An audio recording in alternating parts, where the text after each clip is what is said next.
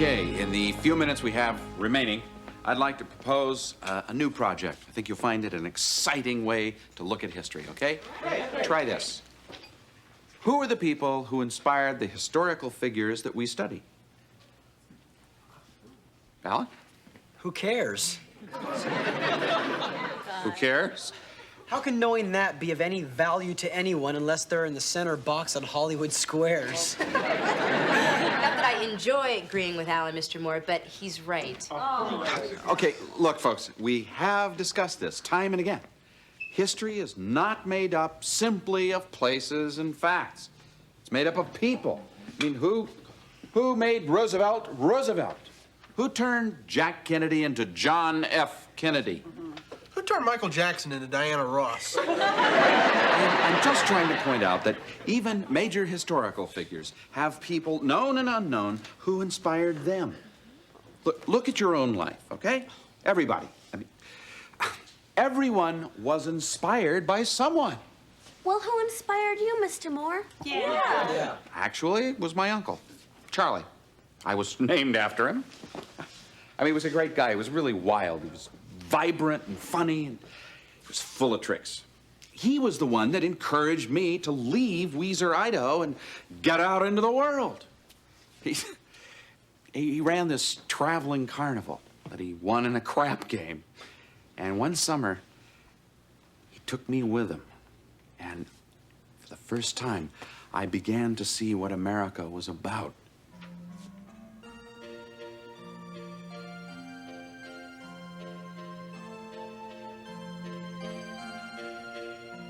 He's been dead about 20 years.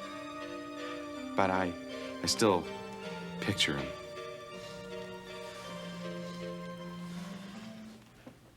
Mr. Moore, remember us down here on the planet Earth? Well, here's that assignment. 30 famous people. I want to know who inspired them, and I'd like to know by Monday. Monday? You're kidding. I am? Mr. Moore, please, we have finals coming up. We don't have time to waste playing Trivial Pursuit. Yeah, Mr. Moore, come on. It's really not fair. We have finals. We have other people, too. Well, I'm assigning it, so you get to do it. I suggest you pick up a list. Come on. You just don't care.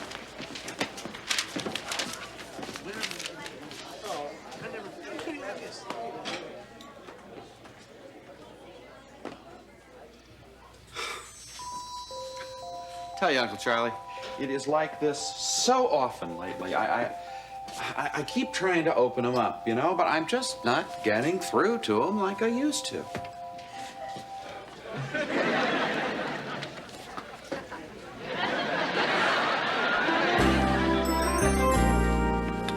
Night, everyone. Good night, Charlie. Oh, Charlie, Dr. Samuels wanted to see you. Oh, darn. He missed me. There you are, Mr. Moore. Your semester evaluations of the IHP were due today. Didn't you see them? I put them in your mailbox. You put half of them in my mailbox. Where's the other 5? Tomorrow. You can't tell me you read the first 5 already. That's beside the point. We're talking here about respect for my orders, capiche? What does it say on that door? Principal. What happened to my P? Someone stole my P. Calm down, Dr. Samuels. We will get you another P. Mr. Moore, I know you're thinking you're doing us all a big favor by teaching around here, but it would be nice if you did your work on time.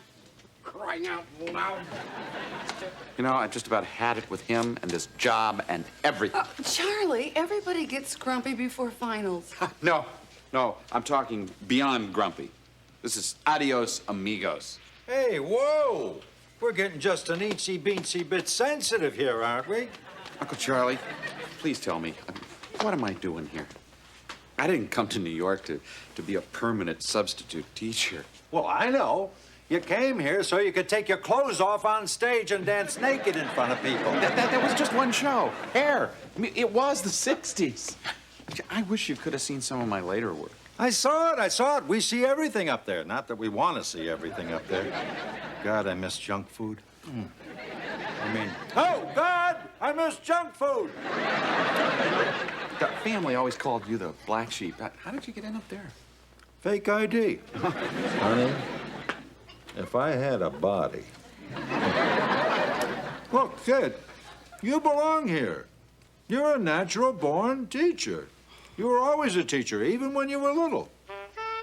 Okay, Keto, my deal. Here we go. Down and dirty. Hey, wait a minute. What's going on here? Yep, that's a light deck. You holding out on me? No. Look at that. Got an ace right behind your ear. I'll say that's a wow. Now, as I was saying before, you will find that the girls in Chicago and New York are quite a bit different from the farm girls around here. They will actually allow you to kiss them without putting an engagement ring on their fingers. Uncle Charlie! What? You're dealing from the bottom of the deck. I sincerely hope so. This takes a lot of practice. You cheat your own nephew? Charles, I'm trying to show you how to do this. You want to get ahead in life? You got to have a little bit of an edge. Not by cheating. Wise up, Chucky. It's a cruel world out there. Everybody cheats a little bit. Play those. Winning isn't everything. It's how you play the game. If a guy's got to cheat, he's lower than a lizard's liver. If I want to be preached at on a Sunday morning, I will go to church.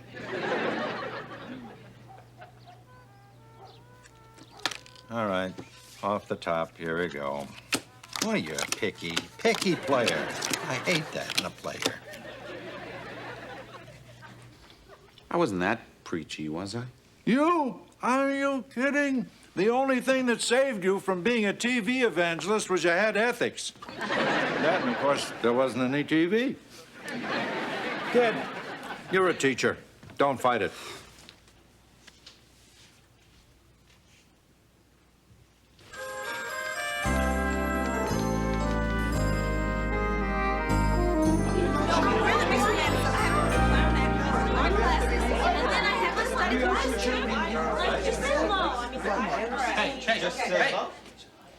Good morning. Mr. Moore, if I could speak for the others, considering our workload to prepare for finals, could you please rescind the assignment you gave us? Mr. Moore, you're not being fair. Not fair? Need I remind you, I am the teacher, you are the students. Mr. Moore, be reasonable. Right, yeah, but we still won't have time to do this and study for our finals. Mr. Moore, I understand this getting just ridiculous. It, Uncle Charlie. I have had it. Chucky, you are overreacting. No. I've taught them everything I can teach them. I've used up my usefulness here. Uncle Charlie, it's time for me to get back where I really belong. Where's that, bartending? No, the theater. Oh, the theater. You just cannot wait to take your clothes off in public, can you? Uncle Charlie, I think you have a little misconception here. I mean, there is more to theater than just getting undressed. Yeah, I know. You told me that time backstage. As a matter of fact, that's the last time we saw each other. Remember you were with that girl. What's her name? That girl you later married. Why? You know, Uncle Charles, Uncle Charles? I could just feel your vibes out there in the audience. In fact, during Good Morning Starshine, I looked out and I could see your aura. You peeped at my aura? We hardly know each other.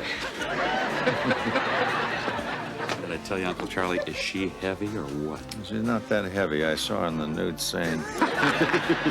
So, did you get into the message of the play, or were you too uptight to go with the flow? Too tight to go. Oh, well, I thought I was flowing along pretty good there. Far out. Out of sight. You know, if we're gonna have peace, we need to come together. But the play says it all. Let the sun shine in. I mean, is there anything groovier than that? Andrea majored in philosophy at Antioch. Okay, let's leave it at that.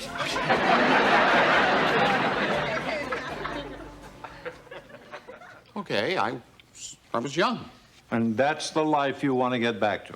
But the life of the theater, yes. Right now, it is. Look, an assignment is an assignment. If you don't want to do it, as I've always told you, the choice is yours. I can hand out Fs with the best of them. Oh, come on. All right, let's begin. I believe the next president in order of succession is William Howard Taft. Yeah, just like that, Jack. Yeah, you got it. Right. Well, congratulations, Dr. Samuels. Finally doing some work on principle. My pee is my problem, okay? Now, here's your problem. These evaluations are unacceptable. You found something critical to say about every kid in the IHP. Yeah. Well, they're brilliant, but they're not perfect. We could all use a little improvement. Uh-huh. Well, this is not the sort of thing that you write down for the school board to see. Change these. Dr. Samuels, I'm not going to change my evaluations. Okay. If you don't change them, I will. Dr. Samuels? You know what? I don't care. You do whatever you want. Change them, don't change them. Fine.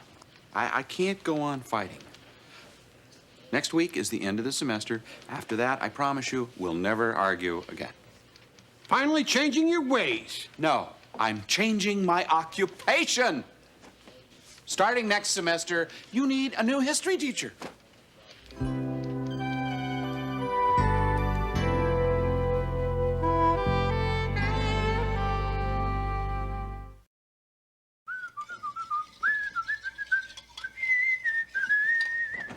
Hey, what's going on out here? Bird migration?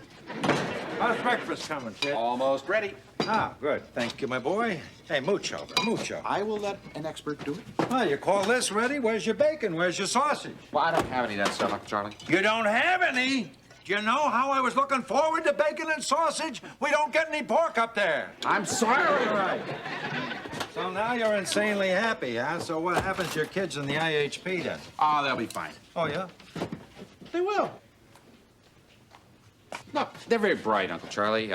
Besides, I don't think they're really interested in what I want to teach them anymore. Is that a fact? So, tell me something. Who's going to take care of them after you've gone? They'll get another teacher. That easy, huh? I happen to know those kids chewed up every sub thrown at them before you arrived on the scene. How did you know that? What do you think I'm doing up there all day? Getting coffee for God? Look, let me clue you in on something. Those kids are not going to accept any sub after you're gone. Okay, I'll bite. What do you think will happen? What's this? The first day of class, after your departure.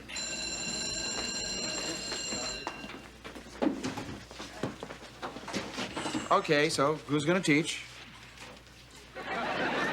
Dorf. Okay. Hi. You know me, Mr. Dorfman. You'll have to forgive me. This history thing's kind of new to me. So, where are we? William Howard Taft. Well, I think I remember a little about him. He was a president of the United States. And if I remember, he was a fat guy. Wait, Dorfman, I want to write that down. He was a fat guy. I don't want any lip out of you, Mardian. And take off those sunglasses. What's wrong with sunglasses? What's going on here? Read a comic book, Bubba. We've got finals to study for. Look, I'm the teacher here. I say what goes.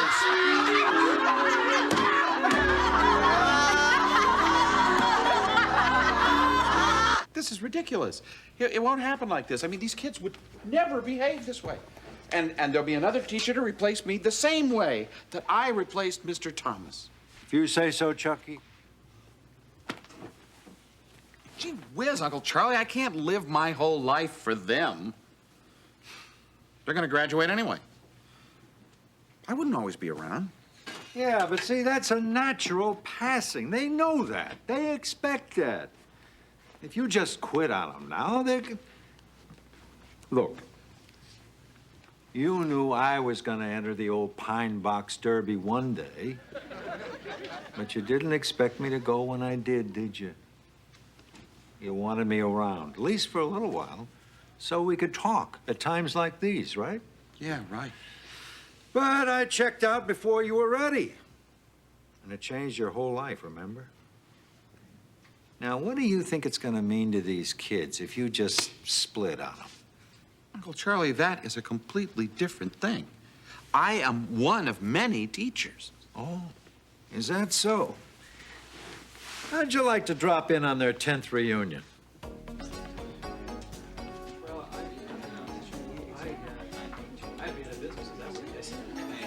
Hail, hail, the gang's all here. Maria? Maria! Arvid? Hi, baby!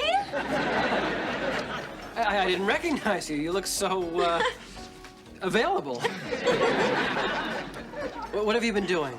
Oh, you know, getting divorced, shopping, channeling, aerobics. What happened to your career? Oh, I just kind of forgot about it. I mean, nothing else seemed important anymore after Mr. Moore left. I know what you mean. It didn't hit me till 3 years out of college. Then life just seemed to lose its zing. That's why I left the space program for my butcher shop. You own a butcher shop, huh? So I was just bumming around looking for the meaning of life. That's when I ran into Jawaharlal. I was telling fortunes on the beach in the Caribbean. He's good. Told me I had no future. So now I shill for him. I guess we all changed. I should have never married her. It's a disaster. You're the disaster. He just mopes around the house all day. He won't write. We're practically starving now that I had to give up mud wrestling.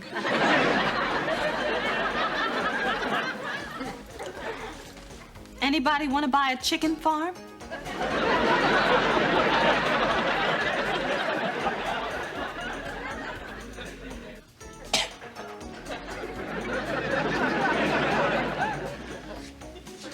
Somehow, this makes sense to me.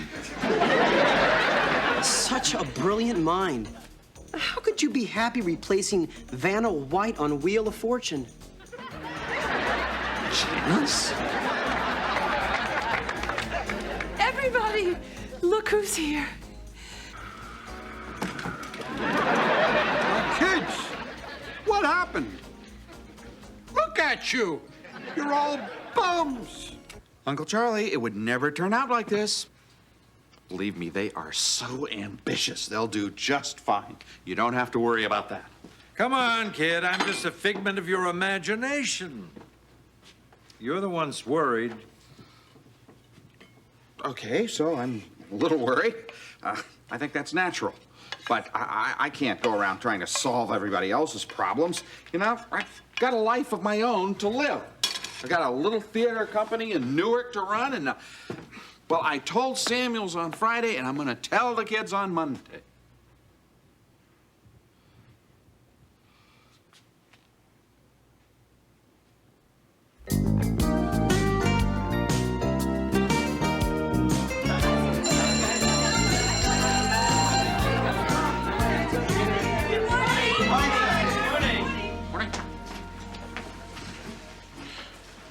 Okay, before we start class this morning, I'd like to say something. Over the weekend, I did some thinking, and I made some decisions, and I'd like to share them with you. First, I know that you have a lot of serious cramming to do in this coming week. So compared to that, I'm sure my little assignment must seem, as one of you noted, trivial. So let's just forget my assignment, okay? Cram to your heart's delight. Mr. Moore? Yes?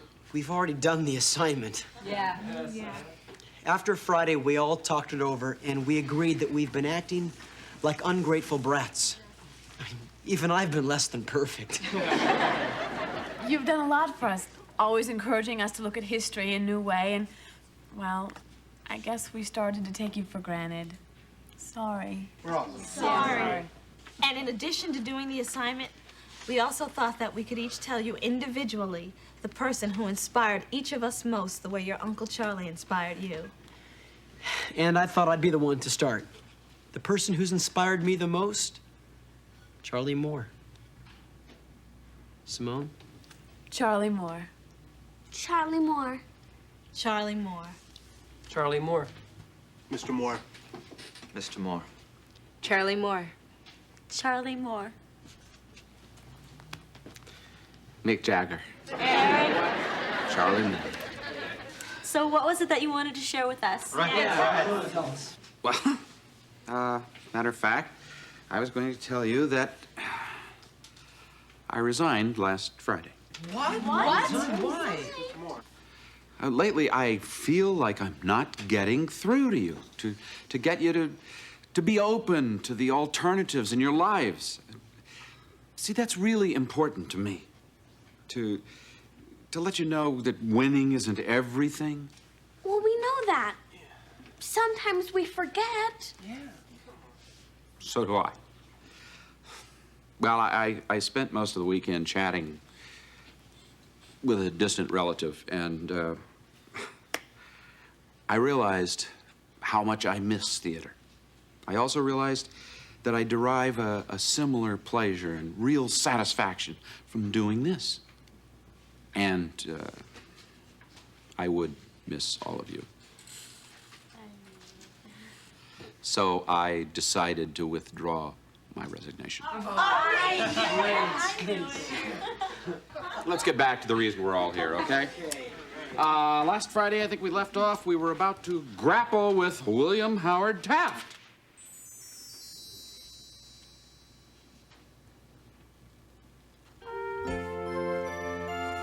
Okay, Taft. Someone once said he was a fat guy.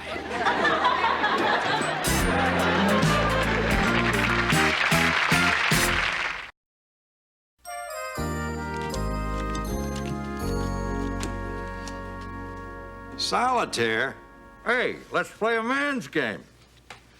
As I recall, you liked poker. Right. Bogey and Houston got a hot game going on upstairs later, but I can play you a few hands. Deal. You remember how to deal, don't you? 5 cards off the top. Yeah, I remember 5 cards. Okay, deal. Deck sounds a little light. Huh? Excuse me. Kid, you're learning.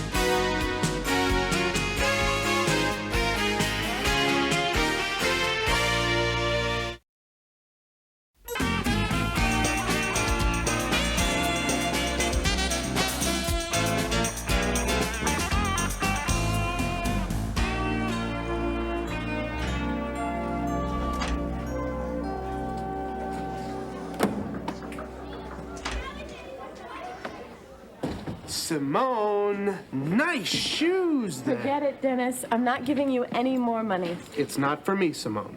I was watching the telethon a couple of months ago, and now they're bugging me for my pledge. I owe them $9, and it's for Jerry's kids.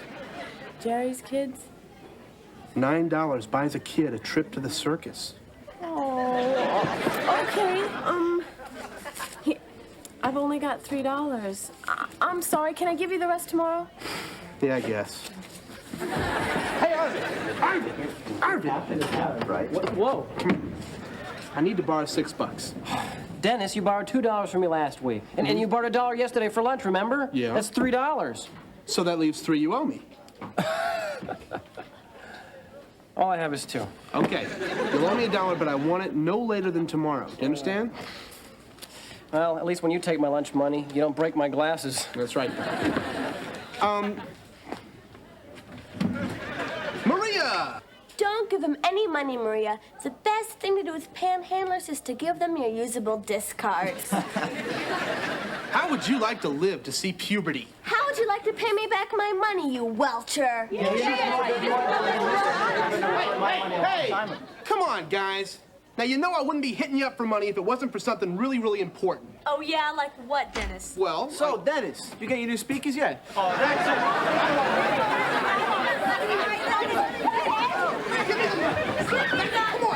I'm impressed. It's like a reenactment of the bank panic in 1933. Dennis owes us all money. Oh, it's just a run on Dennis, huh? You get a weekly allowance, right? I mean, what happens to it? Well, I usually get it on Monday, and that usually lasts me till Monday afternoon. And then I have to supplement it with things I do around the house. So what's different about this week? My dad found out what I was doing around the house. I was going through his pants pockets, okay? Was he wearing them at the time? I thought he was asleep. He looked so peaceful there in the recliner lounger. And he goes berserk. Oh, and get this. He accuses me, his own son, of stealing. Oh. Guy's got a lot of nerve. So you see why I'm so desperate, guys. He's cut off my allowance until I am well into Social Security. Well, guess you'll have to get a job. Yes? A job? Yeah, working for money. You know, Dennis, you see thousands of people rushing around Manhattan every day. You think they're going to class? Working for money, huh? It's novel. Well, here, Dennis, this one's perfect. Do you ride a bicycle? Next. Hey, how about construction work? Oh, yeah, that's good. Me lugging 2x4s across a steel girder 90 stories above the street. What's wrong with this picture? Well, Dennis, you gotta find something. Let me take a look. Okay, now here's something. Computer programmer needed. Oh, and look at this. Data bank manager. These jobs are perfect for me, Arvid. I can operate the VAX Pascal and CRT systems. And this XNES, I can wing that. I think that means experience necessary. Well, I have experience. What about the time I hacked into Dr. Samuel's computer and I made him an illegal alien? That's right. Well, hey, maybe it's worth a phone call. This is gonna be great. I'll get a nice, cushy job. I can use Mr. Moore as a reference. I'll make big bucks, and I'll never have to borrow any money from anybody anymore. Great. Oh, give me a couple quarters, will you? Sure.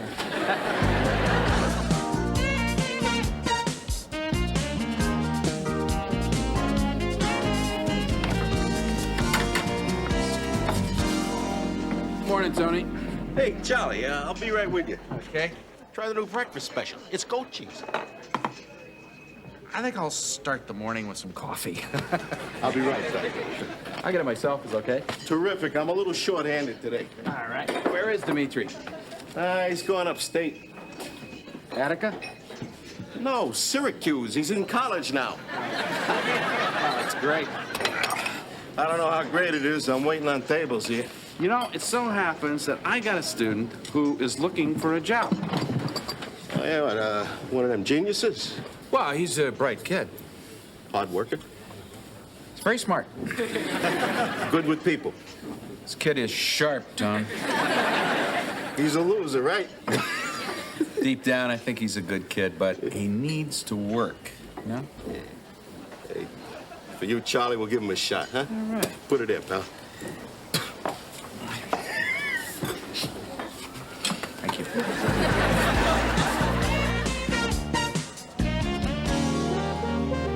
And Andrew Jackson's administration was the last one not to leave this country in debt. Then again, how much can an MX musket have cost? Well, that and other burning issues we'll address tomorrow. Dennis, I need to speak to you. See y'all.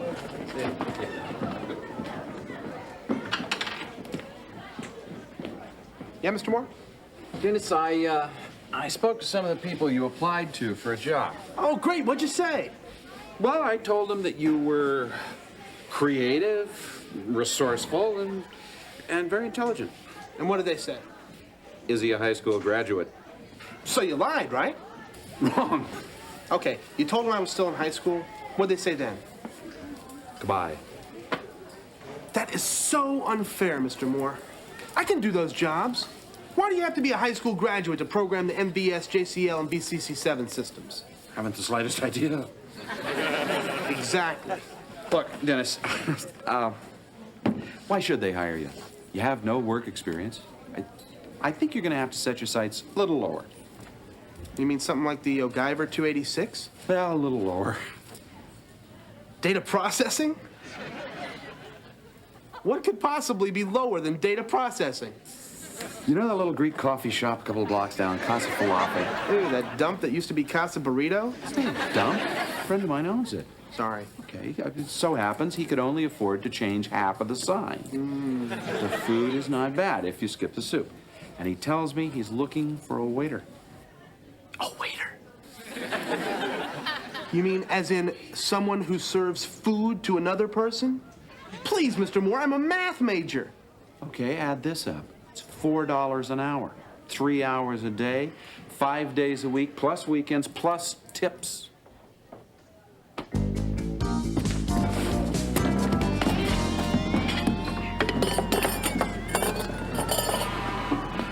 Enjoy your lunch. Hey, Slim. Yo. Now, I might not be the galloping gourmet over here, but I do know that pastrami's not supposed to be brown. I am a waiter, not a food colorist. Hey, wise guy, here, you eat it. Why don't you let me get you another sandwich, sir? It's my fault. Whoa, where you going, bub? I ordered roast beef, well done. Look at this, it's bright red. Hold on. All right, I think I figured this out. Here. It's for you. Bon appetit! Yo, Dennis, malted. Oh, thanks, Mr. Pappas. I'll tell you, this is gonna hit the spot. Not for you, him. Sorry. What are you doing? I'm sorry, Polly. Bring it over here. I'll get you another one. See, I heard you. You said Dennis Malton. How many times I gotta tell you? But You're trying to you said ruin my Dennis Malton. business here. No. We got to go clean up the table. Yeah, do something good for a change. Get out of here. We get.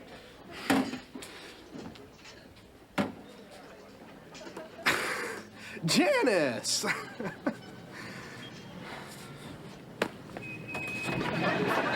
Do we have a lunch date? It's funny. All through school today, I've had this strange craving for goat cheese. Yeah? Well, we're out of goat cheese. Sorry, sir, your bologna's rancid. I'll get you another one. That's okay, because now I have a strange craving for revenge. Janice, what are you doing? Janice, hang up that phone. Come on, Janice, please don't tell anybody. Come on. I want my money. You'll have it. I want it now. I don't get paid until Friday. What about tips? Are you crazy? You've seen me work. Dennis! Hello, Arvid. Guess what? There's this fabulous restaurant that you must try. Yo, Gumby.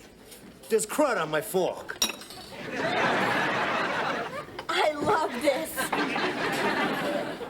Something wrong with your milkshake, Arvid? Yeah, I ordered a tuna sandwich. So make them take it back. This'll be fun. Oh, waiter. What? No, it's okay. I'll just drink it. It's all right. It's an understandable mistake. Just have this, even though I have a lactose intolerance. Oh, I sure hope I don't swell up. Well. After all the insults, after all the put-downs, after all the practical jokes, finally my chance is here. Dennis, clean off this table.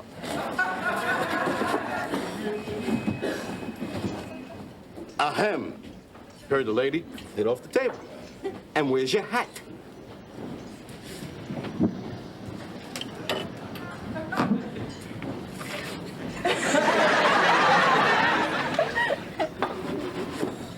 Oh, Dennis, you missed a spot.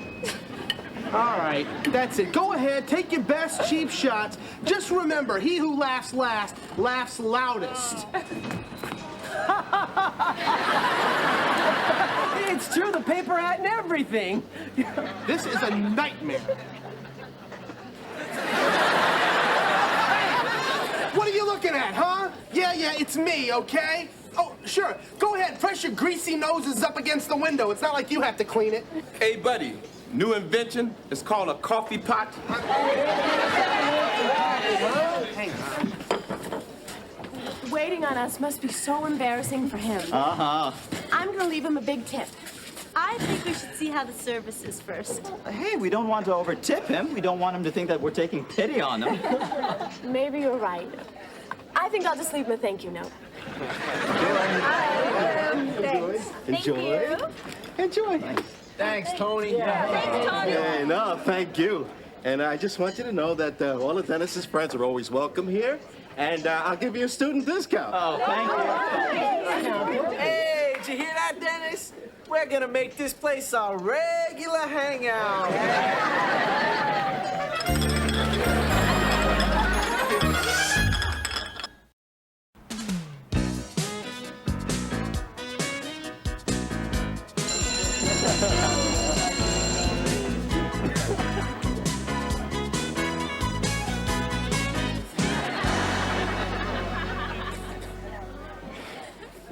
Well, hi, Dennis. How's the new job? How's the new job? Janice made me cut off her crusts. Does that pretty well sum it up? It could be worse. Like what? Camping? They humiliated me, Mr. Moore. Me, Dennis Blunden. Is this the same Dennis Blunden that crazy glued the entire class to their seats? And that gives them a right to go ordering me around? Dennis, you're a waiter. Oh, fine, Mr. Moore. Take their side. Look, there's nothing wrong with being a waiter. It is an honest, respectable job. It's an honest, respectable, hard job. You know, after you go home at night, I gotta stay and fill up salt and pepper shakers and ketchup dispensers. And do you know how hard it is getting the napkins into those little holders?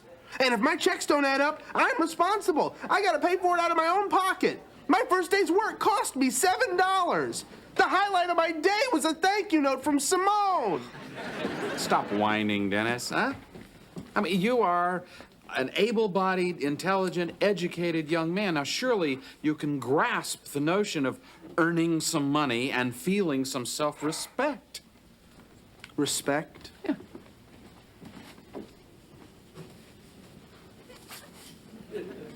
I'm wearing a paper hat. Dennis, the first week is always the hardest. It'll get better, believe me. You know, you just have to trust me on this. I guess you're right. Yeah. Finally, my fries are here.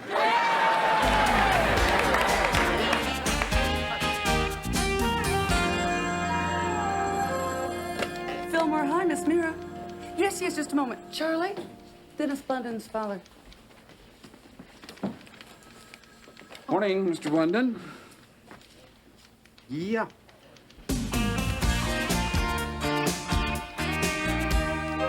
Money for you, Darlene. Hello, little Janice. Here is all the money that I owe you. Thanks, Dennis. And I'm sorry I had to lean on you the other day. Mr. Moore, here is all the money I ever borrowed from you paid back in full. Thank you, Dennis. I thought you didn't get paid till Friday. Oh, I don't. My dad gave me this. You did? Yeah, where else would I get this kind of money? It's a good question. So you don't have to be real smart to figure that we'll talk about this tomorrow. Okay. Dennis, I want to talk to you now. And Sarah, I am still waiting for your paper on the growth of the national debt. Well, I guess I owe you one. Yeah, tomorrow, 6 pages. I thought you said 5 pages. Interest.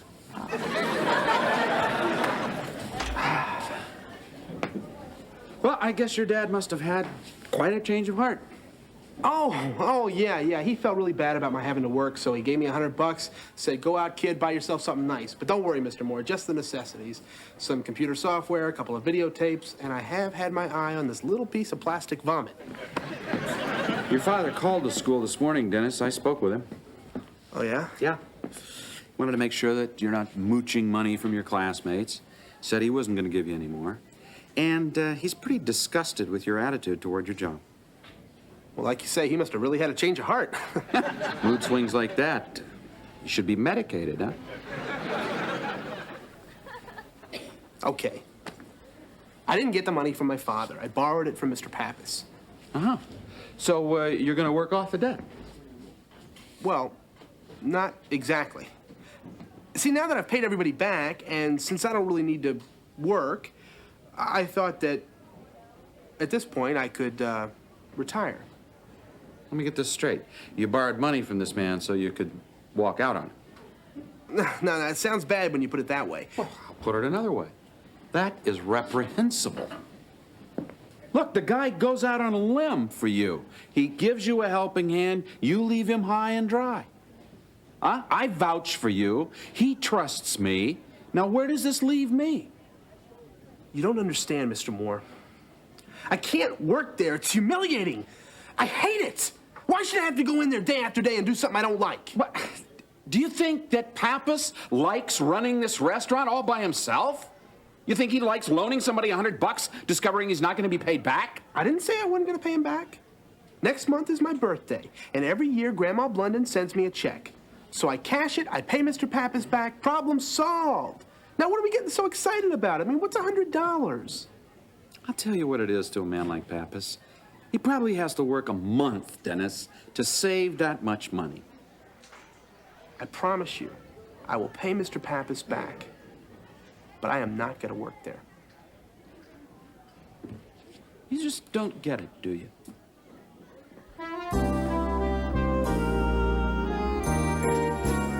Hey, Tony, you gonna bring me a menu over here, or you just want me to take a guess? Yeah, I'm coming. Yo, Denny! Denny! Hey, Denny, Eddie over here wants the Dolphins in 3 points. What do you think? I never bet on fish, Paulie. That's very funny. Mr. Pappas, could we talk? I mean, really talk? Yeah, something wrong? This is hard to say, but I've got these personal problems, and You need more money? Go take it out of the cash register. I trust you. Meanwhile, I'll get Louis his coffee. Louis, could you wait for the coffee? No, Mr. Pappas, I don't want to borrow any more of your money. I feel bad enough about borrowing the $100 in the first place. And I'm going to get that back to you, I promise. Hey, Dennis, you're a nice kid. You pay me back when you can. Hey, is anybody waiting tables here or what? Dennis, we got customers. Hey, you working here or not? That's what I want to talk to you about, Mr. Pappas. I gotta quit. Quit? You mean now? Well, yeah. It's a great job, and you're a great boss, but I'm in school, and I got homework. Hey, Denny, come on. I've been sitting here so long, I'm losing weight. Anthony, a bill of fare, please. Listen, I'm really sorry to see you go. What about the chow? Nice food, huh? Let's go. Hey, everybody, shut up, will you?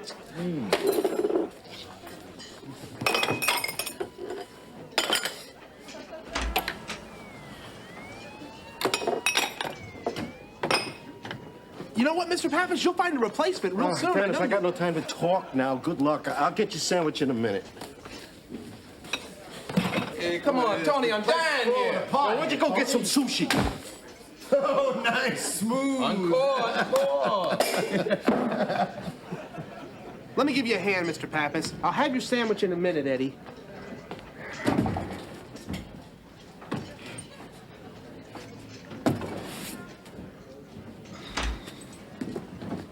There you go, Eddie. Tuna on rye, no mustard. Just like my governess used to make.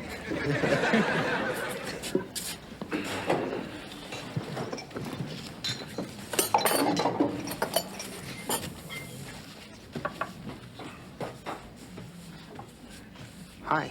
Hi. Get your menu? Yeah, sure. What are you doing here? I was about to ask you the same thing. I'm just working. Yeah, I can see that. For how long? I don't know. As long as it takes, or until Mr. Pappas can find a replacement. And until I work off the money that I owe him. I had to do it. No, you didn't. Thanks, Mr. Moore. What'll it be? I think I'm gonna go with a meatloaf. Outstanding. And as an appetizer, may I suggest the stuffed grape leaves? Sure, why not? And for dessert, sir? Dennis, I can't eat all this stuff. And what are you trying to do to me? I'm trying to pad my tip. I owe the man $100. Okay, some baklava. I get a double order. Split it with you.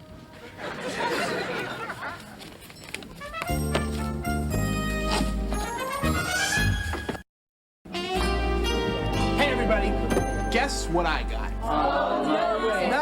No, it's not plastic vomit this time. It's my first paycheck.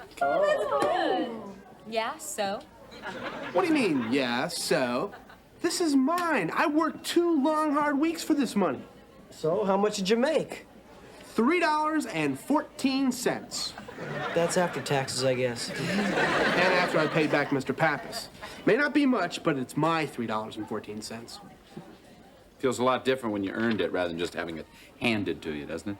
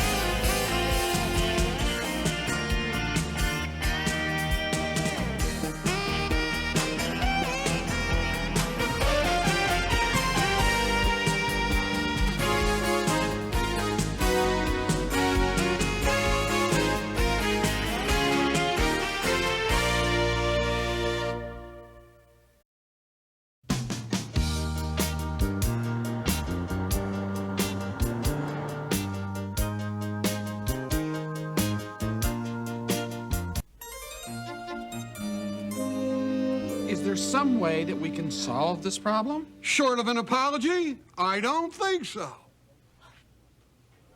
TJ, is there something you did do that he doesn't know about that you maybe should apologize for?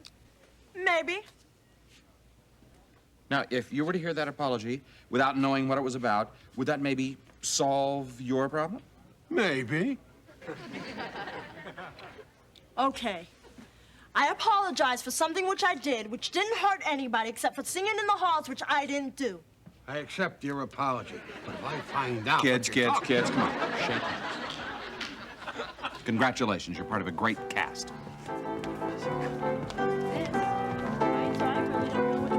Look, Maria, if you want to be at your mother's wedding, that's your decision, okay? I have to know what your decision is. We open in 3 days. Now, if you're going to drop out of the show, I understand, but I need as much time as possible to find your replacement. But you're counting on me. Everyone's counting on me. Well, that's right. But then again, it's my own mother, and what's more important than my own mother getting remarried? It's okay, Maria. I respect your decision. No, damn it. I'm gonna do what's right for me. I'm in the show. Good. Wonderful. Thank you.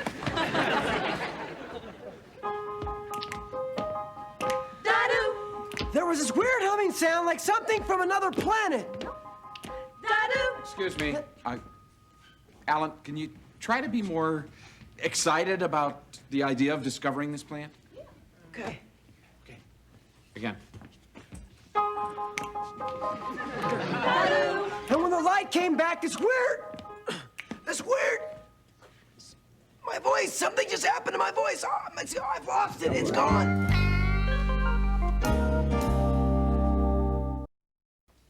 Something just happened, my voice, I've lost it. Don't worry, okay? Go get some hot water and some lemon juice. Don't worry. This weird plant. Arvid, can you fill in for a moment here? Yes. Okay, he didn't have any.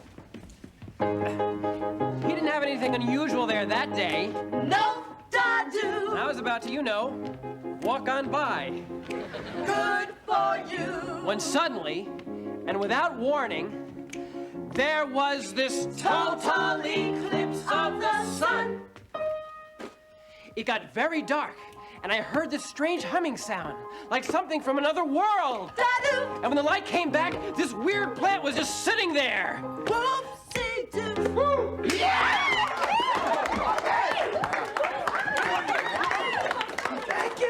Thank you. But this isn't gonna help any. I've lost it, it's gone. Well, you'll have to get it back by opening night. No, you don't understand. I can't. I've had this before. It takes at least a week to get better. But we'll have to postpone the show. I wish we could, Alan, but that's impossible. I feel terrible. Well, I'm sure we all feel terrible. You certainly set the standard for whoever ends up playing the role, Alan. You know, the show is not going to be the same without you, is it, kids? Huh? You know, I just hope that we are lucky enough to find somebody half as good as you are. Right, guys?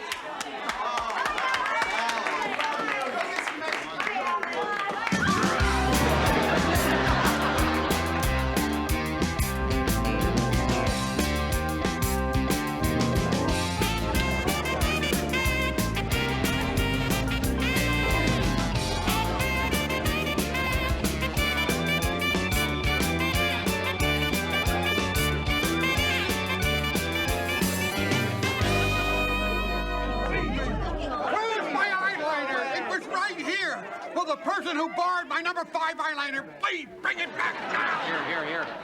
Use this. I can't. It's a 4. I need a 5. A 5. No, just calm down, Dr. Samuels. You have a little case of stage fright, okay? You're right. I got stage fright. Well, it's perfectly natural. Imagine this. The principal of a major high school worried about forgetting his Lines. Yes. Yeah. You'll be fine. Listen up, everybody. Just a moment, Janice. I would like to say just a few words, Janice. Just a moment. I'd just like to say that the curtain is going up in less than 10 minutes, and you better be on stage. Seriously. You've all worked very hard, and I think that we're ready for you to give your best. I love you all. And as we say in the theater, break a leg. All right. Where is Maria? That's what I've been trying to tell you. Maria? What's this all about? It's no use, Mr. Moore. It's about your mother's wedding again, isn't it? Look, I have to be there. Don't try to talk me out of it. But don't worry about a thing. Simone knows all my lines, I think. Yeah. Look, I do understand. It's an important day for your mother, and I think you should be there. And I'm not going to try to talk you out of going. Aha, you're trying to talk me out of it, but not trying to talk me out of it. It's reverse psychology. No, I'm not using reverse psychology. Reverse psychology. No. In that case, suppose I decide to be in the show and not to go to the wedding. What do I say to my mother? Well, you say, look, I've worked really long and hard with these people, and I don't want to let them down. I don't want to disappoint the audience, and I don't want to just throw away all the hard work and sacrifices that I've made. So, you know, you say, I'm going to go out there, I'm going to give the performance of my life. And I sincerely wish that of all the people in the world, you, my own mother, could be here to see me do it. Oh, great. Do I have time to say all that? We'll wait.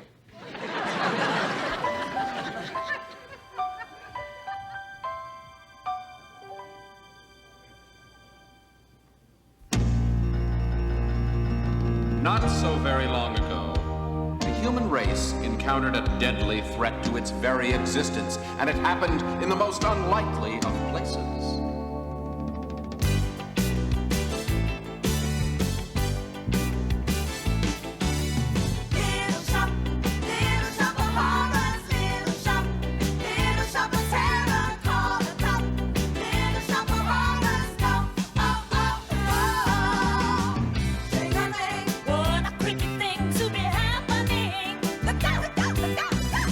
You better, telling you better, tell your mama something's gonna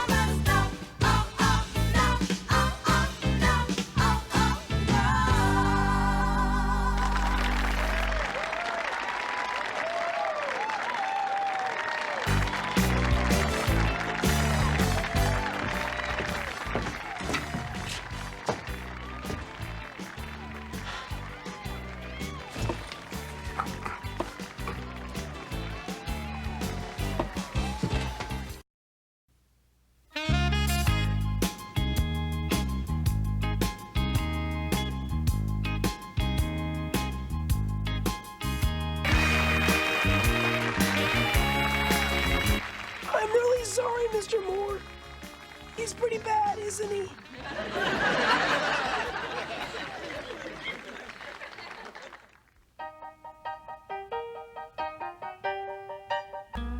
Now please, oh please, row for me.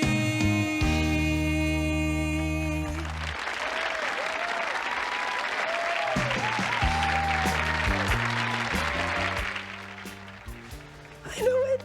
I was right. We should have postponed the show.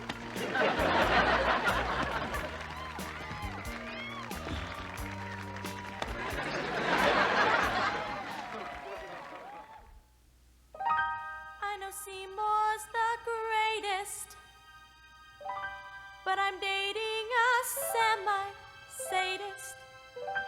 So I've got a black eye and my arms in a cast.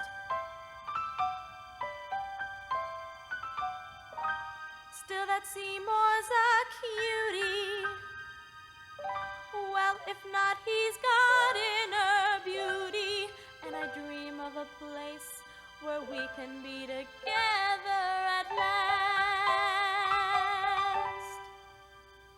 A matchbox of our own, a fence of real chain link, a grill out on the patio, disposal in the sink, a washer and a dryer, and an ironing machine. Far from Skid Row, I dream we'll go somewhere that's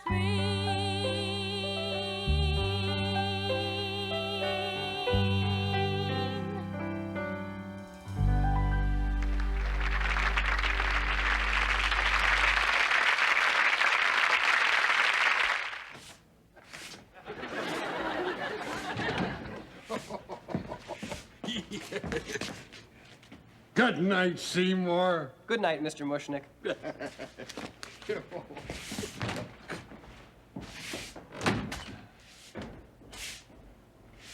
Feed me. I beg your pardon? Feed me! You talked! Feed me, Krillborn! Feed me now! What am I supposed to do? Slit my wrists? Feed me! Does it have to be human? Feed me! Does it have to be mine? Feed me, Seymour. Feed me all night long. That's right, boy. You can do it. Feed me, Seymour. Feed me all night long. 'Cause if you feed me, Seymour, I can grow up big and strong.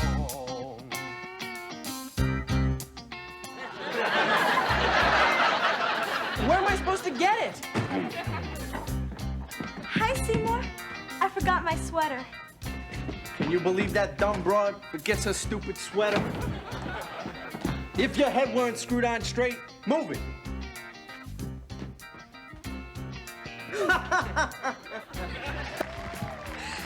Ms. Boris, Yes, I was wondering, is Maria around here somewhere? are you in Hoboken getting married again? I couldn't do it, Mr. Moore. Charlie, I mean, how could I marry a man who didn't care if I missed my daughter's big moment, huh? Hi, baby. Hi. You're here. I didn't do it. All right.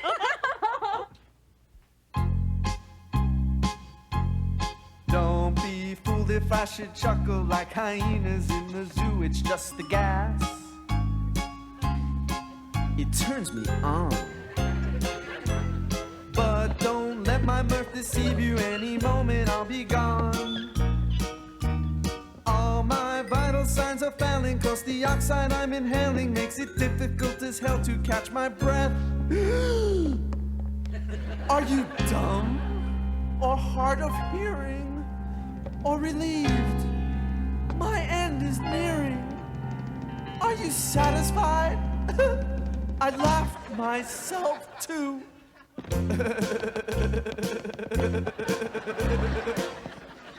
Death.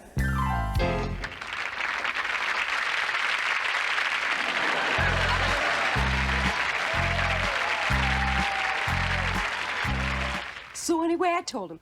I said, my daughter means more to me than any third husband, and if he didn't care enough to go ahead... That's what I've been trying to say. Right. So anyway, Excuse me, I said... Maria, I believe you're on. Oh, sorry. Oh, you know, I did. I told him just like that, flat out. I said, if you don't care enough that my daughter is in a huge production and that I need to be there and see her and quite possibly run into you... What do you think? Seymour, You don't like it? I don't know. I'll take it off. I'll burn it.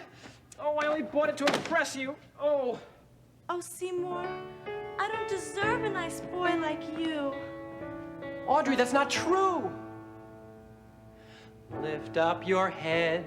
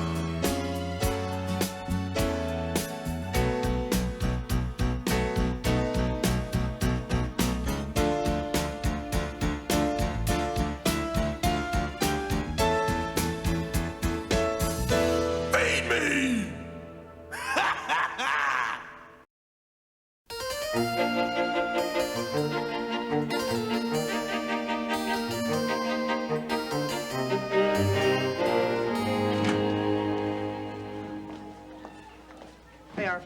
Hi, Dennis. Oh, don't look, it's Pauline Scott. Got it. You owe her money, right? No, I like her. Oh, not bad, Arv. You know her? Well, we met last night at the Sigmar Bergman film. We just talked for a minute, and she's very bright, especially when it comes to movies. Arvid, don't be so shy. Go talk to her. Okay. But I've got to do this with style and sophistication. Right. I'll handle this. Hey, you! Yeah, you! Come on.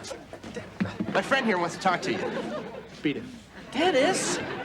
Go ahead, Arvid. Talk to her. Hi. How did you enjoy the Bergman film last night? Great. The Virgin Spring is one of my favorite films. Yeah, I'm waiting for the sequel. Get Lucky Summer? Anyway, Arvid is a real genius when it comes to films. You ought to hear him talk at our Film Society screenings. Film Society screenings? Really? I didn't know there was a film society at Fillmore. Dennis is just the projectionist. Arvid here is the president. I'm impressed. And I'd love to join. When is your next meeting? Tuesday. So soon? Yes, Tuesday. I recall. Great. I'll see you then. Ciao. Ciao. Film club? Tuesday? Arvid, I just did you a huge favor. Tuesday could be your lucky day. Don't blow it, pal.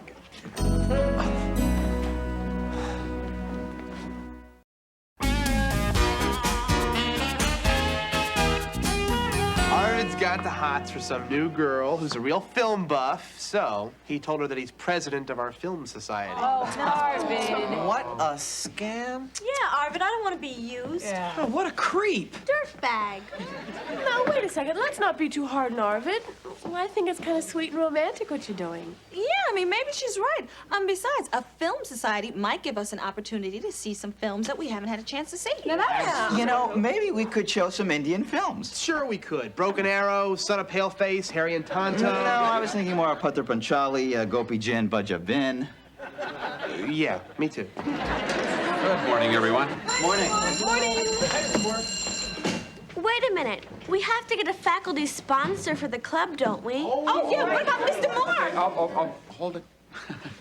Look, I am already sponsor for your radio club. I'm a part-time faculty advisor for the newspaper, and I seem to get continually drafted into directing these musical productions, so you'll have to find somebody else for this thing, okay? But the Film Society meeting has to be on Tuesday. We need a sponsor fast. Film Society, huh? Okay, everybody remember? We elect Arvid president. Great. And remember to act like we've been meeting like this for a while. Right. Wait, how do we do that? Talk film talk. Words like oeuvre, auteur, film noir. Oh, and Hollywood hack is always good. So, Eric, what do you think of Fellini's oeuvre?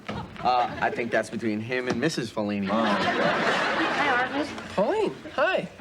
This is so exciting. I've been looking forward to it all day. I can't wait to see what he's gonna do. We're gonna do. I'm gonna do. I'm the president. I know. Shouldn't you be up on stage? Oh.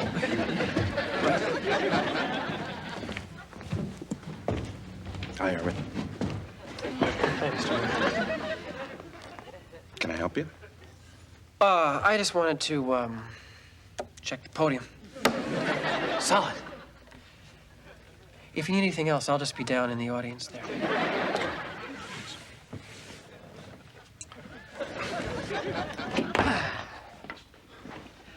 I always like to let him start the meetings, you know, politics. Well, I guess we might as well get started. So I'd like to begin by welcoming you all to the first meeting of Fillmore's new Film Society. No. I thought you said... We had to dissolve the old one. I guess the first order of business should be electing a new president. I thought you were president. I am. I just like to, you know, let them re-elect me every so often. It's just a formality. Any nominations? Anybody want the job? I'll do it.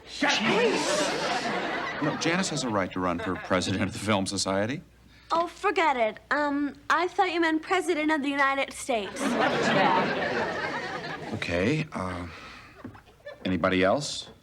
I rise to nominate a man whose passion for film, though recent, is second to none. A man who has written over 400 letters protesting the use of colorization. A man who puts the film in Fillmore. Your very own Arvid Engen.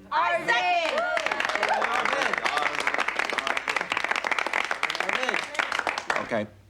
Any other nominations? I guess you're it then, Arvid. Congratulations. If you'd like to take the podium.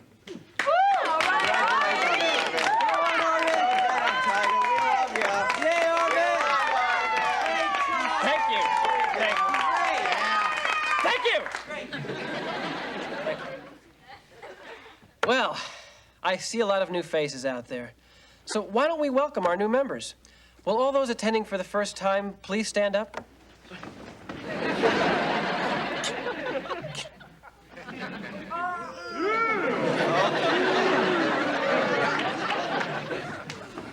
Oh. May I extend a hearty Film Society welcome to you, Pauline. As your president, let me assure you that I am always here for you. Order. Okay. My first official act as president will be to ask Mr. Moore what my first official act should be. Well, it is a film society.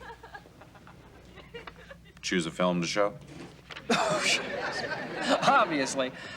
But what film? Any suggestions? Well, how about Citizen Kane? That's a good idea. Citizen Kane. Not that again. Yeah, not that old chestnut. Come on, guys, something we can really sink our teeth into. How about Birth of a Nation? I've never seen anything by D.W. Griffith. Perfect, Arvid. Is that old hack? Come on, guys. How about Body Heat?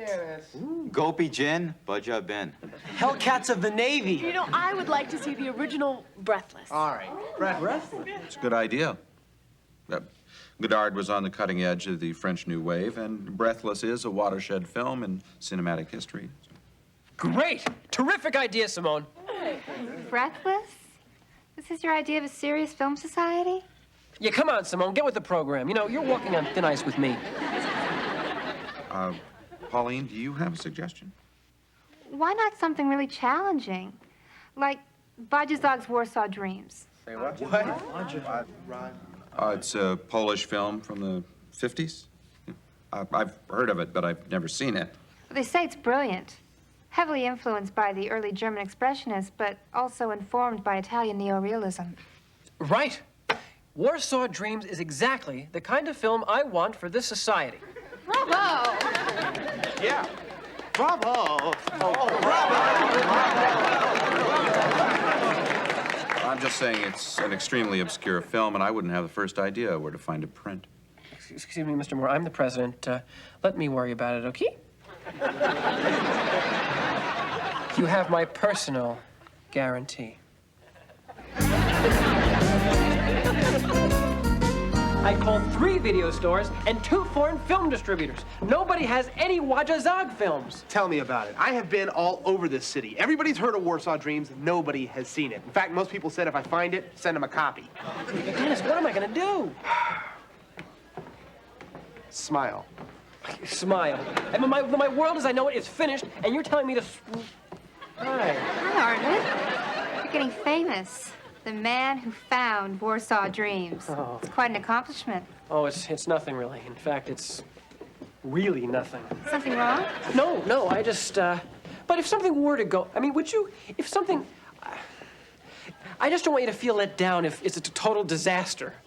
Are you trying to tell me something? I guess I'm trying to tell you that no matter what happens with Warsaw Dreams, I'll still like you and respect you and want to date you. Whatever. Arvid, morning. Good morning. Hi. Did you see the Times movie listings this morning? Uh-huh. Oh. Friday noon at Fillmore High School, of all places. A screening of Vajazog's lost masterpiece, Warsaw Dreams. Pretty exciting, huh? I'm so proud of you. Yeah. Congratulations. With all this publicity, it's going to be a sellout. Very good work, Arvid.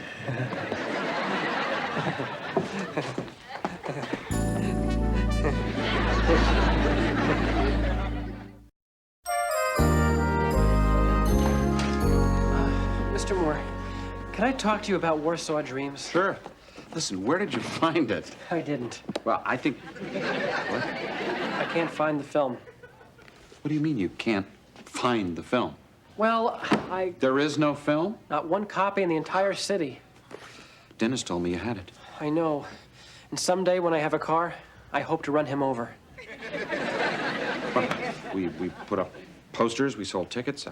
I notified the newspapers. I invited Rex Reed. Oh, I know. This is going to be really embarrassing for you, Mr. Moore. I'm sorry, I really am. No, I think it's going to be far more embarrassing for you. You're the president of the film club. I'm simply the former faculty advisor. Now, you were doing this just to impress Pauline, right?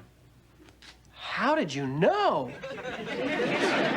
Arvid, look, you saw the movie 10? You remember Dudley Moore goes to a dentist and ends up suffering through a root canal just to find out where Bo Derek is going on her honeymoon?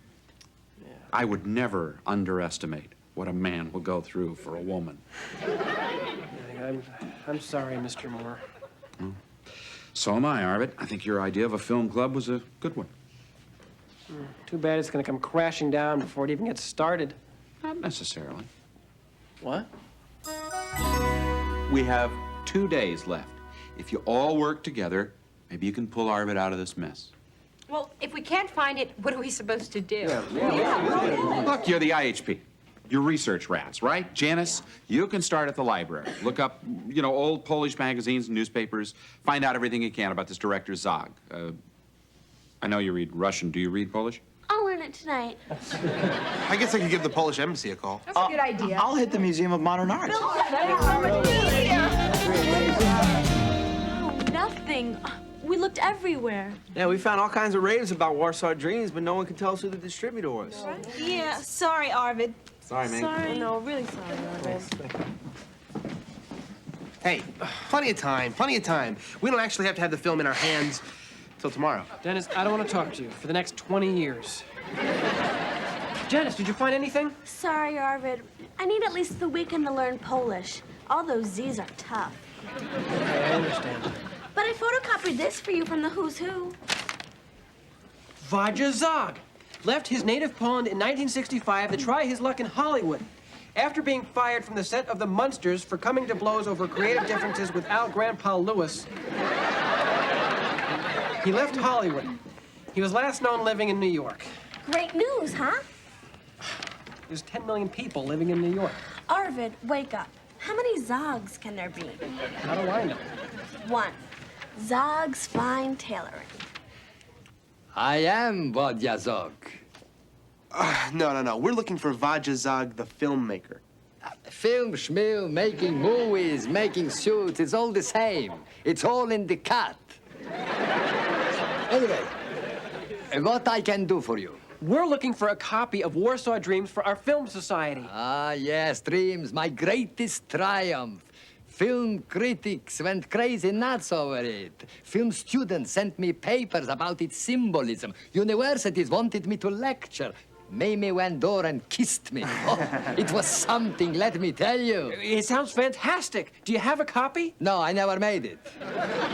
What? It doesn't exist. It was only a little bit of film and a lot of talk. I mentioned it once to some snot-nosed young critic, Rex Reed. I was trying to raise money to finish it.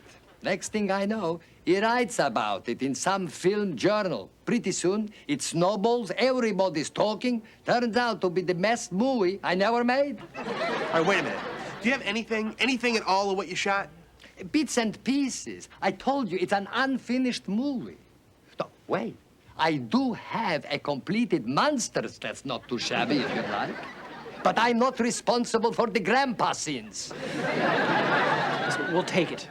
The movie, not the Munsters. Right. Take it, borrow it, burn it. We got it. We got it! We got what? It's an unfinished film. Oh, Arvid, who cares as long as it's Warsaw Dreams by Vodya Zog?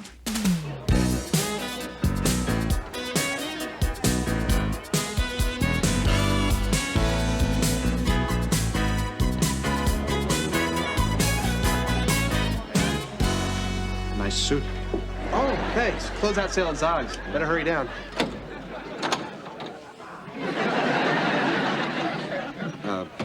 Looks like we're gonna have a full house. Yeah. Mr. Moore, we did tell you that this film is unfinished.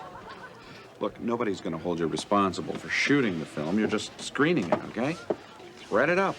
No pun intended.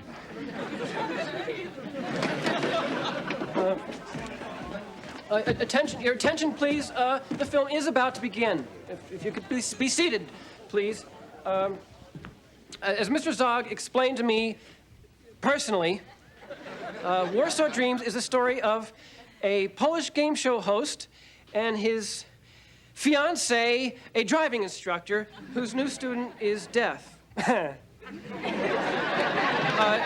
the way, there are also a couple cans of crab meat in the film that not even Mr. Zog could explain. But if you do enjoy seafood, then this, of course, will be...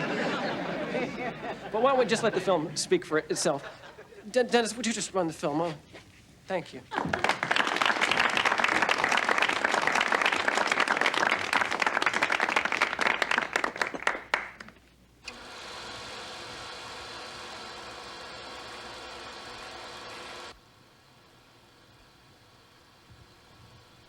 Готово? Готово. Начали.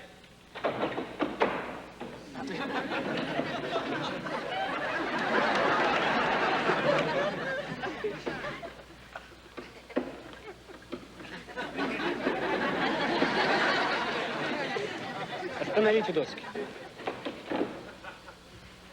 Остановили. На четвертой 5,83. На пятой 4,91. И на шестой 13,58.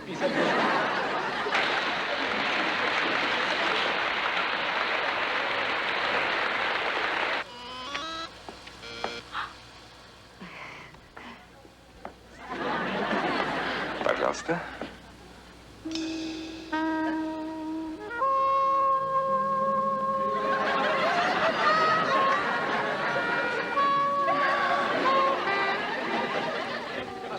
телепатия не имеет никакого. Нет, конечно, потому что ведь телепатия подразумевает передачу мыслей на расстоянии. Ну да, без контакта. Вы, видите ли, можно сказать, почти не вожу. Я потренировался несколько раз. Артур Карлович. В твоем халате, в кармане. Вот какое. Этот вопрос очень трудненький.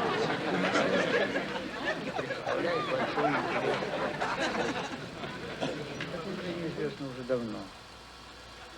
Оно изучалось еще в 30-е годы.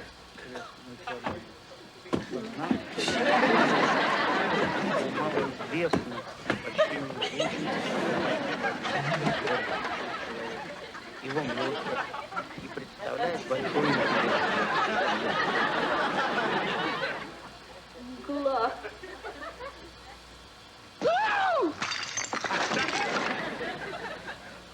Чем он? Я тебя плюну! Громче. Поряд мглою будни. Сей праздный звон. Всем кажется...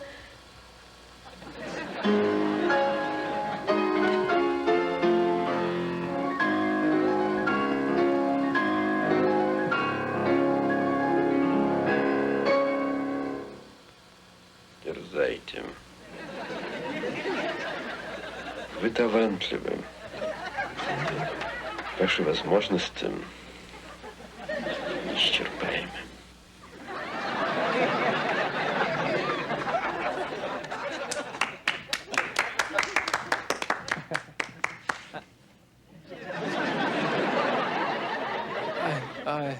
Thank you for coming.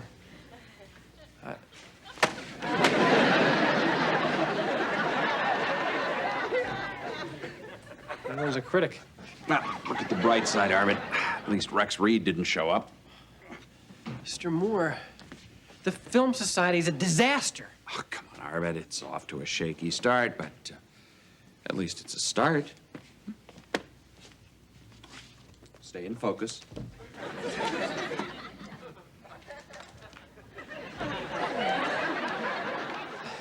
Can you believe these cretins walking out of a Wajda Zog film?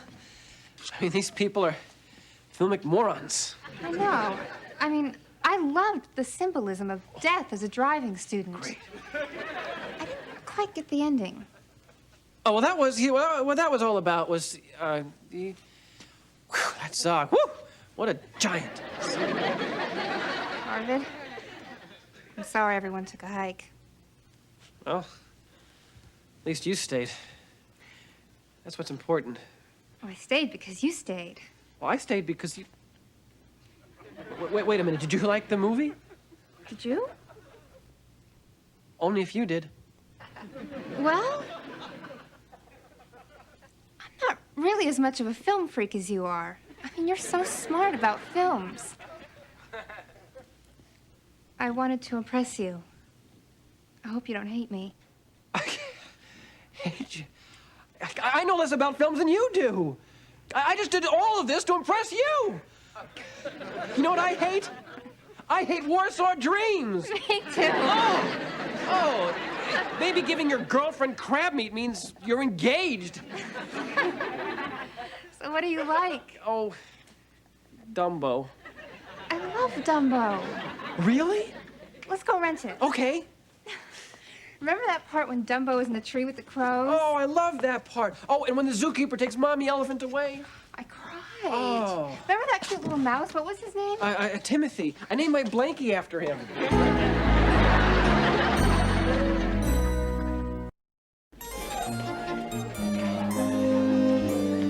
Hey, Arvid. I hope you're not mad at me about getting you involved in that whole film society thing. Mad? Things are working out great for me and Pauline. In fact, Dennis, just to show you there's no hard feelings, I set you up with her friend Tiffany. Wow, great. She's cute? Cute is for children. Tiffany is beautiful. And she's into adventures, thrills, excitement. She even flies her own airplane. Really? When do I get to meet her? Saturday, at the airport. Great. Thanks, Arv. Gee, you're a good friend, Arvid. No, I'm not. I told her he was president of the skydiving club. He makes his first jump tomorrow.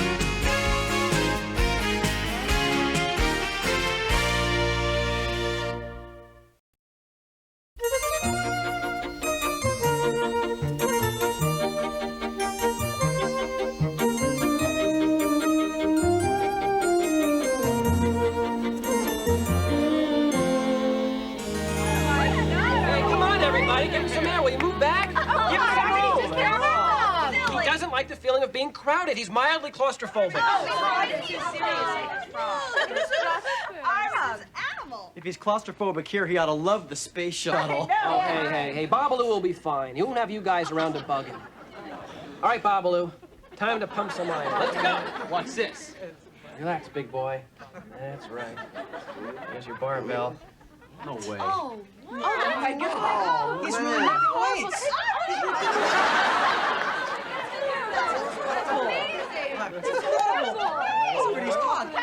One more, come on. 1, 2, yeah! There we go. Okay. Great, that's great. Okay. Okay, that was very good, Babalu. Yes, it was. What'd you call him? Babalu. Babalu Ferrigno. Oh, isn't that right? You're so cool. Yes, you are. Arvid, people are watching. All right, everybody, show's over. Arvid, enough kissy face with the frog. We got work to do. You call this work? This is stupid pet tricks. Yeah, really. Yeah, Arvid, this is horrible. All you're doing is abusing a poor, helpless little creature. Abusing? I personally feed Babalu his flies. Oh, so now you're abusing flies? Hey, we are making this frog a star. He'll be getting TV spots, he'll be getting magazine covers, he'll be getting death threats from French chefs. Aren't you guys jumping the gun here? You're only going to be finalists, and that's if NASA chooses your experiment for the space shuttle contest. If? Yeah. This is major. We are studying the effects of exercise to counter the atrophy of long-term weightlessness by using Amphibia annua rana catspiana. Oh, what? A bullfrog to you. How'd you guys come up with this idea anyway? Yeah. Well, I was sick in bed with the mumps, and I started thinking, I'm not getting any exercise. And then I started thinking about space, and it just came to me. The math, the concept, the frog, the machines. So why'd you bring Dennis in on it? Yeah. Why? You have to ask why? Yeah. Yeah. Tell them why. Well, Dennis helped out with all the electrical stuff, and you know I love working with him. We're a team. That's right. Well, it's all a joke anyway. I mean, what are the odds of their project being picked to go to Houston? Yeah. About the same as me being struck by lightning. Dennis, Arvid, we just got the word. You made it. You're in the finals.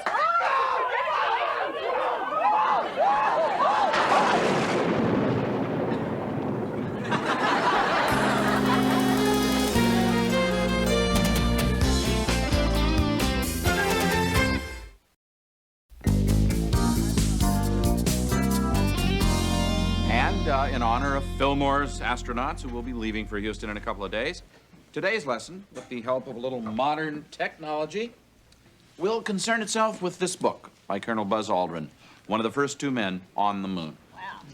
Hey, there he is. July 20th, 1969. Right. Now, here's a question. Who can name the scientists who were monitoring this mission at 3 in the morning? One of the points the book makes. We don't often credit the thousands of scientists and technicians who got the astronauts up there. People who represented for all of us what was once known as the space effort. Excuse me, Mr. Moore. We have a major problem in our student shuttle involvement program. What? What's the problem? Tell me, how do you feel about the boys' project? I think it's terrific. Good. Our science teacher, Mr. Klaufner, refuses to fly. He understands the principles of flight, he just doesn't believe it. He won't go to Houston. Well, a man should take risks in his life. If Buzz Aldrin can walk on the moon, I suppose I can spend a couple of days in Houston with these two. I'll do it. Oh, great. Thanks, Mr. Moore. Thank you. Hello, Houston. Yeah! You okay, Arvid? Your face is about the same color as your frog. Yeah, I should have eaten the chicken Vesuvius. I think it's about to erupt. Here we are! Gosh, Mr. Moore, the first stop on the way to the moon, the planets and beyond. Do you feel something? Well, it's starting to get to me. This is pretty exciting. Huh, it fell over. I'll probably get blamed for that. That's the Saturn V rocket, biggest one ever built. They would have used it for Apollo 18 if there'd been another mission. Very impressive, Arvid. I knew that. Yeah, I know you did, but I knew it first.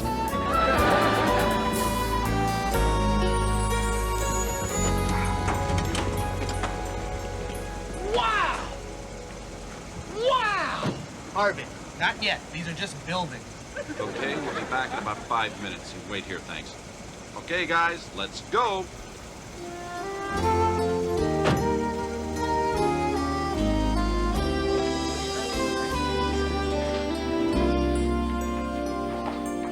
This is it, Arv. The very center of the Space Center.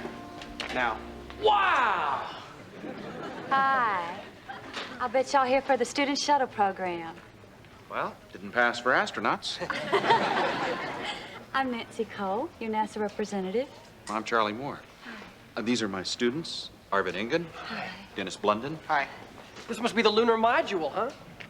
Looks just like a big old spider, doesn't it? Oh, I got everything you need right here. Your orientation package, your hotel vouchers, and your NASA badges. Wow! Mr. Moore, could you handle that stuff, please? Arvid, let's go. It's a NASA badge. I'm gonna wear this right next to my junior flight attendant wing. Very nice. They have a lot of nervous energy, don't they? Yeah, well, they're New Yorkers. See, Babalu? A module just like this was on the moon. Yes, it was. You know the moon, don't you? That big lily pad in the sky. Yes. All right, all right. Hey, isn't that an Apollo command module? Apollo 17, 1972. Last manned voyage to the moon. Gene Cernan, commander. Wait a minute. You can tell these things apart just by looking at them? Sure, can't you? Sure. Arvid, look. What? Do you know who that is? That's Dr. George Milner.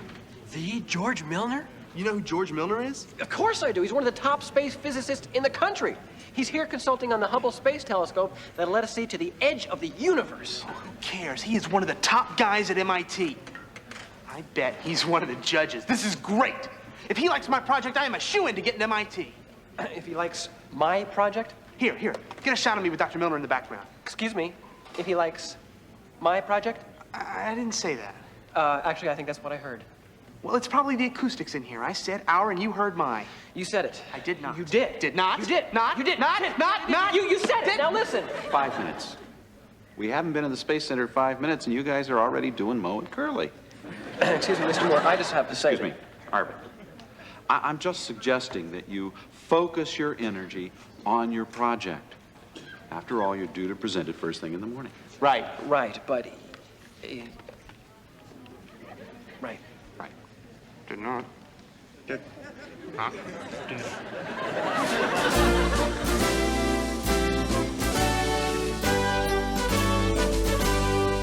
Arvid, come on, get him ready. What's taking so long? Babalu knows today's the big day. Look how nervous he is. Arvid, he's a frog. How can you tell he's nervous? Just look at the expression on his face. Boys, excuse me for a minute. I feel a need to talk to an adult. Babalu's an adult. Aren't you? Yes, you are. Take a deep breath. Now exhale slowly and count to 10. That's how to relax, green guy. Oh, why can't I do that? Arvid, just relax. Nobody can beat Blunden and Engen. Engen and Blunden. I'm going alphabetically. I made up the experiment. You are so petty. Oh, Charlie, you mentioned yesterday that you'd like to meet an astronaut. Well, there's Buzz Aldrin. Buzz? Oh, you know him? No. Yeah, I would like to meet him. Oh, okay. Come here. Excuse me. Buzz? Yes, Nancy. Hi. I would very much like for you to meet Mr. Charlie Moore. He's a teacher here with the science competition. It's a great pleasure to meet you, Colonel. A pleasure indeed. Pleasure, real pleasure. It's nice to meet you too, Charlie. Forgive me. I'm probably talking as though you're carved on the side of Mount Rushmore. It's just because you were once on the moon. I know. I remember. Good. Well, I mean, I do too.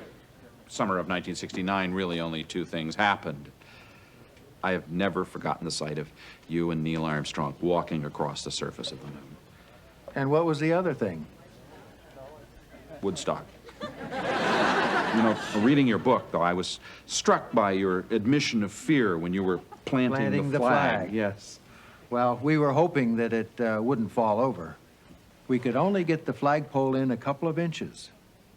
But it stood up, and I saluted it. Look who's with Mr. Moore. Buzz Aldrin. Hey, look who's behind Buzz Aldrin. George Milner. Dennis, I'm warning you. Arvid, you got nothing to worry about. Okay. They're looking this way. Just be cool. Right. Fellas, I think we've got a real treat for you here. Astronaut Buzz Aldrin. Colonel Aldrin, these are my students, Arvid Ingen and Dennis Blunden. You walked on the moon! I'm actually standing with someone who put footprints in the moon dust. You walked on the moon. Colonel Aldrin, I'll never forget the feeling of exhilaration, the pride, the lump in my throat that I felt when I first saw you set foot on the moon. But that was 1969. You weren't born yet. Well, it was a rerun, but I still went lumpy. Boys, this is Dr. George Milner from MIT. MIT? No kidding? What a surprise! Dr. Milner, it's an honor to meet you. My name is Dennis Blunden, and your work with the Hubble telescope is, what can I say, sir? It's inspiring. Oh, you know about the Hubble? Know about it? I love the Hubble. In fact, you want a coincidence? Hubble is my middle name. I thought it was Clarence. Why don't we start the presentation?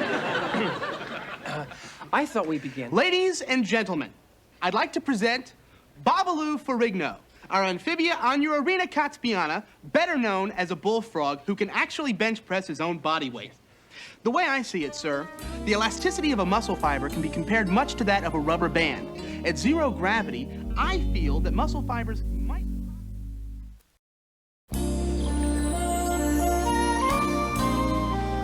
And so, I give you Frog in Space, a clinical evaluation of regulated muscular activity by amphibia Onurarina Katspiana in a weightless environment and its implication for the future of Homo sapiens. Mathematics here is quite sophisticated. Yes. Thank you, sir. We're especially proud of that. Well, good luck. We need more young scientists like you in the program. Thank you, Colonel Aldrin. Blunden. Dennis Blunden. And Ingen. Arvid Ingen. Well, why don't we move on to the next experiment? Oh, yeah, you should. It's a cute one. MIT. It's a great school. God, I was nervous. That went great, huh? Aren't you going to say something? Dennis, I hate you. What are you talking about? I gave a killer presentation. You pushed me aside. You don't even understand the math I did. You did it again, Dennis. You took credit for everything. Okay. I realize I did talk a little more than... A little more? I'll straighten this out, okay? I promise. You promise. You know, Dennis, your promises have a tendency to be broken before you make them. Not this time. I swear. Okay. I'll give it another try. Not for me, but for Babalu. I don't want him to come from a broken home. Tell you what, guys, instead of just hanging out waiting for the judges to make their decision, we could join Ms. Cole. She's giving a tour of the space station mock-up. You want to do that? Sure. Here it is, Space Station Freedom, a permanent space research laboratory with modules provided by Japan, Europe, Canada, and the USA. It'll take up to 20 shuttle trips to complete it, starting in 1995. Arvid, you know quite a bit about this, don't you? More than some people are willing to admit. Ready to go in? Arvid? Yes, yes.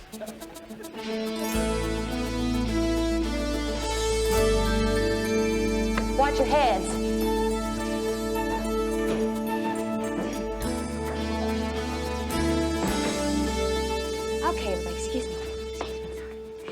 everybody, let's gather around here. These are the living quarters known as the HM. The habitation module. Yes, thank you, Arvid. As you can see, each crew compartment is only about the size of a telephone booth. Here we have the telephone, the personal stereo with the radio and a VCR, and the intercom system within the laboratory. And of course, in space, there's no up or down, so they sleep on the floors, the walls, and the ceiling. So can flies, Arvid. Bet y'all can guess what this one is. That's the PHF with WMS. Everybody, this is the PHF with WMS. Oh, really, Dennis? What does that mean?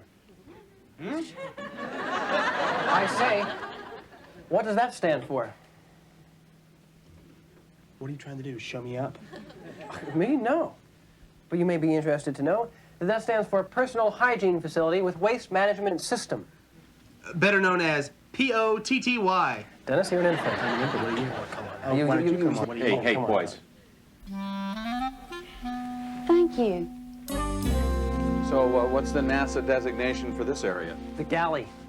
The galley? What is this, a submarine? Come on, Mr. NASA, speak. What are the fancy initials for this? This is the galley. You'll notice there are no chairs. You have to hook your feet under those little loops under the table in order to stay in place. So in the dining room, I guess you'd hook your feet to the chandelier.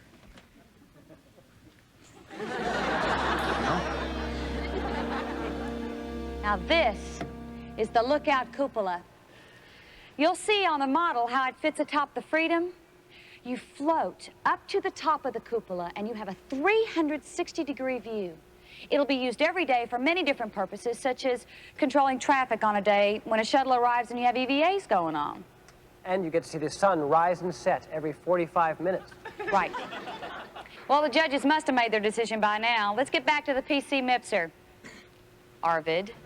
The press conference multi-purpose support room.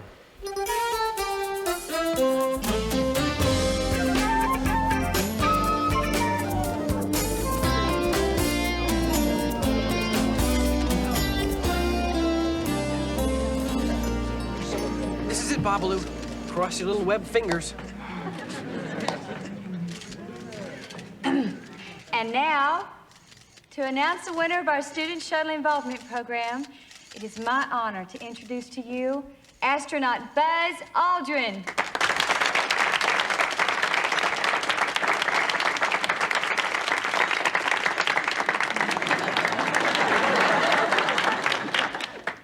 Thank you, Nancy. Congratulations to all our young scientists. Unfortunately, there's only room for one experiment on the space shuttle. And that one will be Frog in Space, Dennis Blunden and Arvid Engen.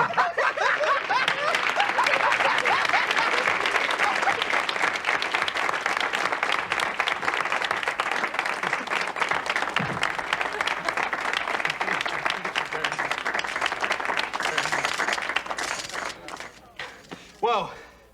What can I say? What an honor. I am speechless. I'd like to thank NASA for selecting me and my frog as finalists. I would, of course, like to thank Colonel Aldrin. Thank you. A very, very special thanks to my personal scientific hero, Dr. George Milner. How about a big hand for Dr. Milner, huh?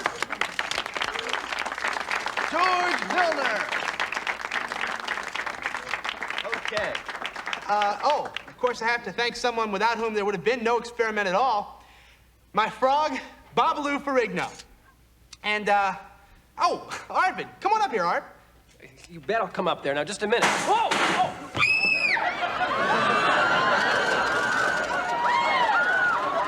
Remain calm! You're in no personal danger! Return to your seats! Remain calm! Please remain calm! I can't take him anywhere.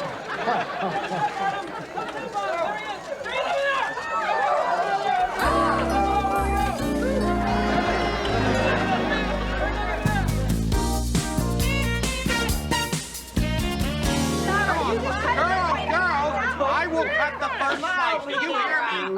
Up, Up with the sign. Up. Get it up, up, up, up. Come on, Simone. Get in the spirit. How often do two of your fellow students get their science project on the shuttle? I'm thrilled for them, really. I'm just not a hat person. Hey, I'll wear Dr. Samuels. I think it looks funky fresh. Funky? I don't like funky. That's not funky. What about stupid? The eagle has landed! Hey, don't you mean the toads have landed? Everybody take their cue from me. Must we sing this? Yes, you do. Up we go into the wild blue Fillmore, flying high into the sky. Boys, I'm proud of you. In a few weeks, you'll return to Houston, where you'll place your experiment aboard the shuttle. Now, what do you say to that? I say we're not going back to Houston, and there isn't going to be any experiment. Arvid and Dennis are having a problem. No problem. Is that understood? You are happy. You are honored. You will both go to Houston together. One small step for mankind, one giant leap for frogs. We're not going back. He's kidding. Come on, Arvid, we'll work this out later. I'm not kidding. Everybody, this is just a big misunderstanding. What'd you do, Dennis? Yeah, what happened? What'd you do? All right, Blunden, let's hear it. One of the judges was from MIT, and I gotta go there. So maybe I overemphasized me a little bit, and I sort of forgot. And all but forgot to mention Arvid. You guys have to understand. Arvid has his whole life mapped out for him. He's just gonna follow in his father's footsteps to Caltech. MIT is so important to me, and it doesn't mean anything to Arvid. Is anybody buying this? No way. Well, I am sorry. I've said it for the last 24 hours. Arvid, I'll say it again. In front of you, in front of the class, in front of everybody. I am sorry. No, Dennis. I'm the one who's sorry. Why? Because we're not friends anymore. Arvid, we won! Think about this. Dennis, it's over. I'm not going back to Houston. I'm taking my frog and I'm going home.